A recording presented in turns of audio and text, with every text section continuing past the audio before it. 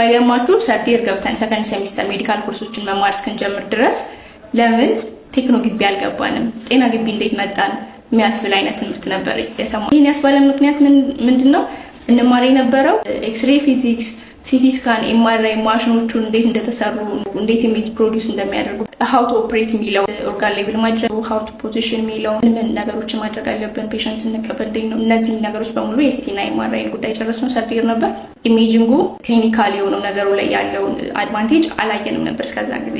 ከዛ በኋላ ነው ሰርዲር ሰከንድ ሴሚስተር ላይ ሜዲካል ኮርሶችን መማር ጀመረን። ኢንተርናል ሰርጀሪ፣ ፔዲ እነሱን መማር ከጀመረን በኋላ ኮሪሌት ማድረግ ጀመረን ማለት ነው።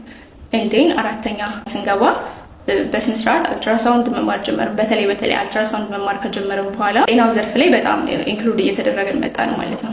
ፓቶሎጂዎችን መማር ጀመረን፣ እንዴት ዲፈረንሺየት እንደምናደርጋቸው። በኋላ አራተኛ ዓመት አንድ ሴሚስተር ምናምን ኢንተርንሺፕ ነው የሚሆነው። ያኔ ደግሞ በጣም ክሎዝ የሆናችሁ በሽታዎችና ኢሜጂንጋቸውን እየለያችሁ የምትመጡበት ጊዜ ነው። የነበረኝ ጊዜ ይሄን ይመስላል። አሪፍ ኢንተርንሺፕ ጊዜ ካላችሁ አሪፍ የስራ ጅማሬ ይኖራችኋል፣ ኮንፊደንስ ይኖራችኋል። ብዙ ፓቶሎጂዎች ስታዩ እለት አዳዲስ ነገሮችን መጨመር ትችላላችሁ።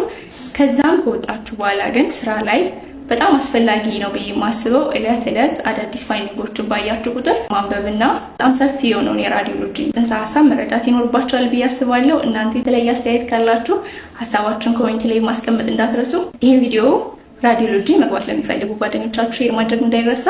አመሰግናለሁ።